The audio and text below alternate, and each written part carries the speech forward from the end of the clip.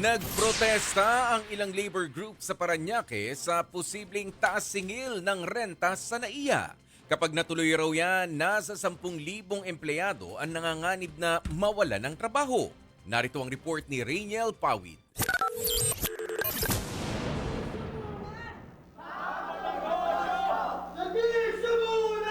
Bagong State of the Nation address ni Pangulong Bongbong Marcos, meron ding SONA o State of NAIA address ang ilang labor group sa Parañaque. Panawagan nila agarang suspensyon ng taas singil sa mga pwesto sa loob ng paliparan.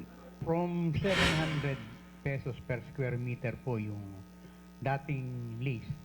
Ngayon po tumaas po ng 1,400. Pero yung 1,400 po, yun lang po yung sinasabi nilang regulated. Ngayon, meron po nag-o-offer din as much as 3,600 per square meter. Sa datos ng Samahang Manggagawa sa Paliparan ng Pilipinas, nasa 1,000 empleyado na ng mga negosyo at establishmento sa NAIA ang nawalan ng trabaho.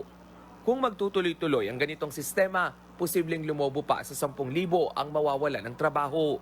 Kaya naman maghahain ng petisyon ng grupo sa Korte Suprema para questionin ang legalidad ng pagsasapribado ng NAIA. Parang ino-organize ng gobyerno ang isang critical at malaking corporation at pagkatapos ibibigay sa private interest.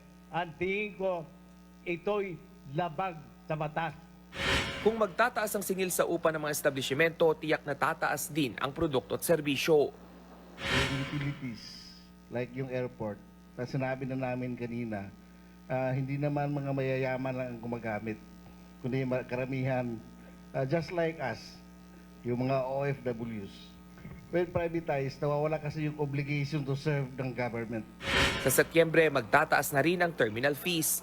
Mula 200 pesos magiging 390 pesos na sa domestic flights, habang 950 pesos na sa international flights na ngayon 550 pesos. Wala pa namang tugon ang New NAIA Infrastructure Corporation hinggil sa usapin ng rental hike sa paliparan. Nagbabalita mula sa Frontline, Rainiel Pawid, News 5.